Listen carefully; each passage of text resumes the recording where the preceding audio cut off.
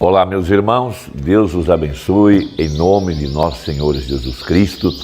Para mim é um grande privilégio poder estar aqui para comentar alguns parágrafos da mensagem O Desvelar de Deus e apoiá-lo com Lucas capítulo 17. Duas grandes mensagens para entender o sétimo selo, para entender o mistério da descida de Jesus Cristo de acordo com o seu projeto que ele tinha na parte de trás da sua mente. É a mensagem O Desvelar de Deus e Cristo é um mistério de Deus revelado. Essas duas mensagens colocam luz sobre o mistério de Tessalonicenses, que o mesmo Senhor descerá do céu. Primeiro, com alarido. Segundo, voz de arcanjo. E terceiro, a trombeta de Deus. Veja, e nós estamos agora na segunda parte desse mistério. A voz que essa mensagem carrega, essa voz de arcanjo, para trazer a ressurreição espiritual, primeiro, para a igreja viva, e em seguida chamar a igreja que está dormindo durante as 7 eras da igreja.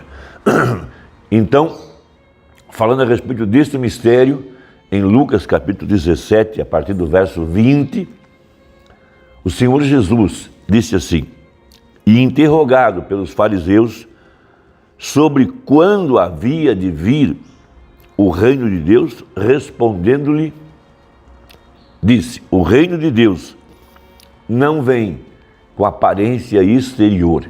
Então Jesus disse: o mundo não me verá mais, mas os crentes, através da revelação da palavra, poderiam agora ver Deus na segunda parte do grande mistério tríplice, que é Cristo na igreja.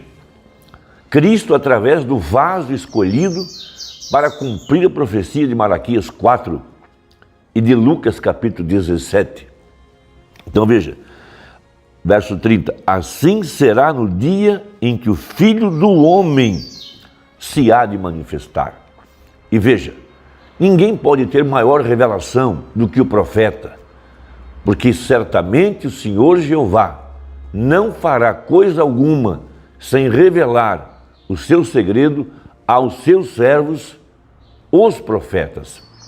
E o segredo, veja, está dentro das mensagens, porém precisa ser revelado.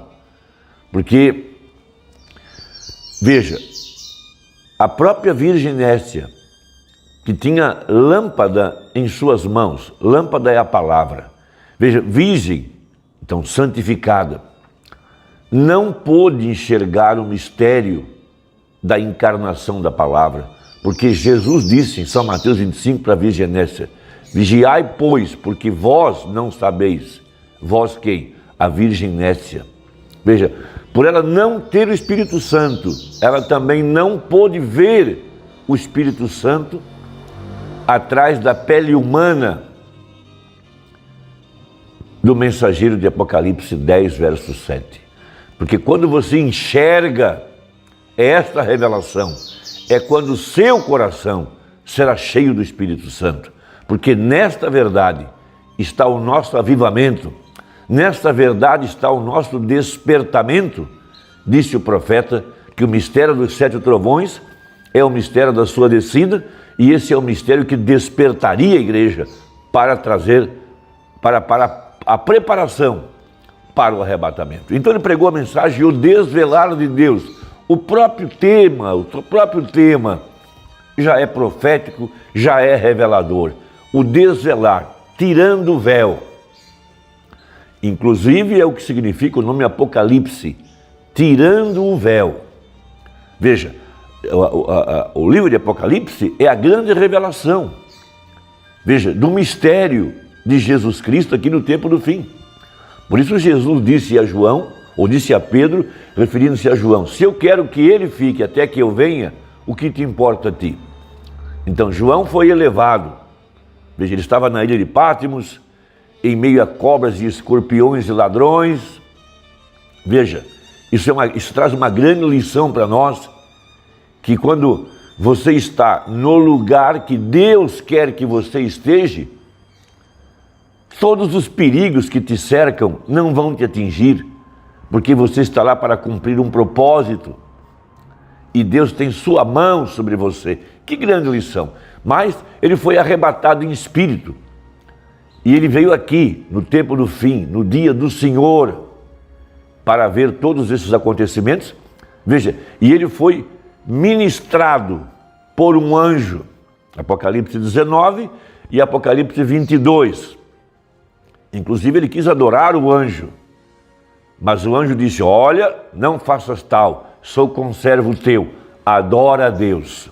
Veja, ali está a grande verdade, que a noiva de Jesus Cristo nunca será enganada, como muitos querem dizer. Ela não será enganada, ela não vai adorar a imagem de um homem santo, ela não vai adorar ao profeta, ela não vai confundir o profeta com a pessoa de Jesus. Mas assim como o anjo teve que abrir o véu para João, dizer, olha, eu sou um conservo teu, adora a Deus.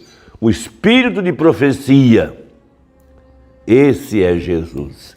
Então esse espírito, que é o Espírito Santo, que está habitando atrás de peles humanas, é a esse que nós adoramos, e esse é a palavra. Então, na mensagem, o desvelar de Deus, falando desse grande mistério, Cristo em vós, aqui no tempo do fim, de acordo com São João 14, verso 20, essa profecia de São João 14 não pôde ser entendida durante as 7 eras da igreja, porque durante as 7 eras da igreja só houveram reformadores, e a palavra não estava aberta ainda, ela estava fechada com 7 selos, não era tempo da plenitude da palavra, não era tempo da deidade tomar a forma corpórea, como foi nos dias de Ló. Mas aqui no tempo do fim, depois que nosso parente redentor, Jesus Cristo, em Apocalipse 5, toma o livro da redenção, veja, e ele desce com esse livro da redenção em Apocalipse 10, ele vem agora para devolver à igreja tudo que ela havia perdido no Éden. Veja, e dentro dessa herança, porque aquele livro é um livro de herança, está a plenitude da divindade.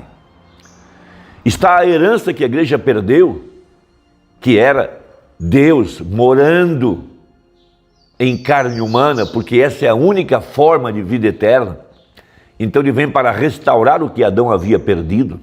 Deus agora santificou uma igreja, aperfeiçoou uma igreja pelo sangue, para que ele pudesse morar nessa igreja. E quando Deus está morando nessa igreja, então ali está o Espírito Santo. E quando está o Espírito Santo ali, você tem toda a armadura de Deus. Por isso ele falou de um novo Efésios. No livro de Efésios está a revelação da Bíblia inteira. Um grande mistério que esteve escondido desde todos os séculos e que agora nos foi revelado. Aqui no tempo do fim, quando céus e terra se juntaram no casamento do Cordeiro. Por isso Paulo prega em Efésios 5 o casamento, e ele fala, grande é esse mistério, digo porém de Cristo e a igreja, essa união invisível no corpo místico de nosso Senhor Jesus Cristo. Então, parágrafo 71, referindo-se a esse mistério de Lucas 17. Veja, agora lembre-se, na era da igreja de Laodiceia, eles o colocaram para fora, falando de Jesus. Sim, evidentemente que quando colocaram o profeta para fora, colocaram aquele que estava dentro do profeta para fora, veja. E em Lucas, ele diz que ele seria revelado novamente como filho do homem, o profeta, cumprindo o restante disso, a obra que estava profetizada para os nossos dias. As escrituras se amarram perfeitamente umas com as outras, filho do homem, filho de Deus e filho de Davi. Que foi isso? É o mesmo Deus do tempo todo, apenas mudando a sua forma. Em sua primeira vinda, ele veio como filho do homem. Durante as 7 eras da igreja, ele estava aqui como filho de Deus, mas ele muda outra vez e entra na forma de filho do homem, agora um profeta. Veja, ele apenas a muda, é um grande drama para ele, e ele o está representando. Ele veio como filho do homem, o profeta, feito exatamente, até mesmo aquela mulherzinha com todo o seu pecado ali junto ao poço, ela o reconheceu. Ela disse: nós sabemos que o Messias vem, o qual se chama o Cristo, e é isso que ele fará. Ela sabia que o Messias seria um profeta. Muitas pessoas hoje, teólogos, a Virgem Nécia, ela não pode ver. Ela pensa que está pecando, porque vai dizer que Deus está encarnado. Ela não consegue separar um pacote, o embrulho, do que está dentro do embrulho. Ela não consegue separar o vaso do que o que está dentro do vaso de barro. Veja, ela reconheceu, porque ela era uma semente predestinada. Que grande verdade! Veja, onde o resto deles não reconheceram isso, eles não tinham nada com que reconhecer. Eles estavam em pecado para começar. E o que é pecado? Incredulidade. Para seus atos, ele muda sua forma. Então ele veio na forma de filho do homem. Para a era dos reformadores, lá durante as 7 eras, Wesley, Lutero e através dos demais, então nós descobrimos que eles tinham tão bem embrulhada, tal como os israelitas fizeram até mesmo quando ele realmente aparece nos últimos dias, na era pentecostal, como o Espírito Santo. E eles o rejeitaram. E eles fizeram a mesma coisa que Israel fez. Veja, o que fez a igreja hoje, fez a mesma coisa que Israel fez no passado. Rejeitou o Filho do Homem. Veja, e o que ele faz agora? Falando a respeito do 7º selo, responde o profeta: retorna como filho do homem. E então, depois disso, filho de Davi, vê quão perto nós estamos, filho do homem, filho de Davi, filho de Deus. E ele é revelado nos últimos dias como filho do homem, de acordo com Malaquias 4 e todas as demais profecias pertinentes a esta hora. Não mais tratando com a igreja, as denominações. Veja, eles o colocaram para fora, do lado de fora, batendo a porta. Alguma semente predestinada ali dentro ainda, veja, e ele precisa chegar até eles. Veja, e Deus no homem tinha se esvaziado. Joel capítulo 2, verso 28. Veja, nós descobrimos, ele disse: derramarei nos últimos dias o meu espírito. Agora, é aí que entra uma grande revelação, que precisa do profeta. Precisa do profeta. Veja, parágrafo 78. Ele foi no original e pesquisou a palavra derramar, e lá ele encontrou a palavra kenos, ou kenós, como quiser. Significa que Deus mudou de forma agora. Joel 2, 28. A forma dele hoje é a forma de igreja, porque ela é ele hoje. Veja, 78, isso é, ele mudou a si mesmo, ele derramou-se dentro, veja. Então, em uma outra máscara, em uma outra forma, não que uma outra pessoa saísse dele, chamado Espírito Santo, mas isso era ele próprio. Veja, ele próprio se derramou nas pessoas, Cristo em você. Que lindo, que maravilhoso pensar. Deus se derramando no ser humano, no crente. Derramar foi uma parte de seu drama.